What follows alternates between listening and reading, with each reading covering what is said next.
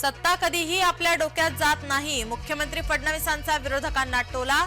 गडचिरोलीचं पालकमंत्रीपद स्वीकारण्याची इच्छा असल्याचंही वक्तव्य. बीड आणि परभणीच्या घटनांचं पर्यटन करू नये, मुख्यमंत्र्यांचा विरोधकांना टोमणा. मराठा आरक्षण मजेचा नव्हे जिव्हाळ्याचा विषय, जरांगेंना टोला.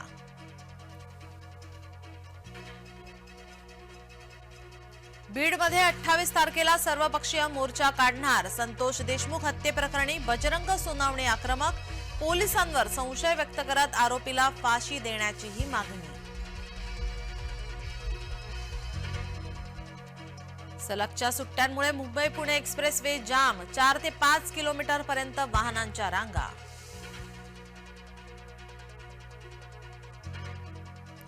तुळजाभवानीचे मंदिर 22 तास खुले राहणार. नाताळ सुट्टीच्या पार्श्वभूमीवर कालावधी वाढवला. देशोदेशी नाताळाची धूम, ख्रिस्ती बांधवांचा उत्साह शिगेला. येशूच्या जन्मदिनी आकर्षक सजावट, विविध रंगी केकची रेलचेल. कझाकिस्तानमध्ये विमान कोसळलं. अझरबैजानहून रशियाला जाणारं विमान कोसळलं. 72 जणांना घेऊन जाणारं विमान कोसळलं.